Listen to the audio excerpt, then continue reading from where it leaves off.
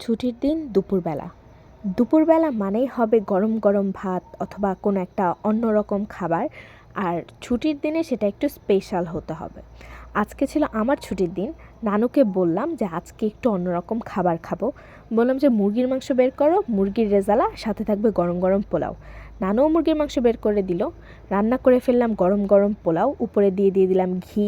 এরপর এখন রান্না করছি মুরগির মাংসের রেজালার রেসিপিটা আমি ডেসক্রিপশন বক্সে দিয়ে দিব কী কী ব্যবহার করেছি। আর এখানে হচ্ছে আমি টক দইটাই মেন ইনগ্রিডিয়েন্টস হিসেবে রেখেছি।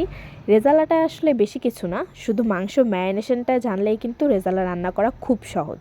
নর্মাল মশলার মতোই মশলা কষিয়ে নিতে হবে, ম্যারিনেশনের সময় একটু টক দই ব্যবহার করতে হবে। আজকের এই মাংসটা এতটাই মজা হয়েছিল যে বাসার সবাই প্রশংসা করছে। যাই হোক, আমি কিন্তু প্রায় এরকম ছুটির দিনে নানুর কাছ থেকে আবদার করে রান্না করি। প্রায়ই নানু আমাকে রান্না করতে দেয়, আপনাদের সাথে মজার মজার ভিডিও শেয়ার করি। বেরেস্তাটা একটু বেশি পুড়ে গিয়েছিল, ওটাকে আপনারা স্কিপ করে যাবেন। আজকের এই দুপুরের খাবারটা এত ইয়াম্মি হয়েছিল।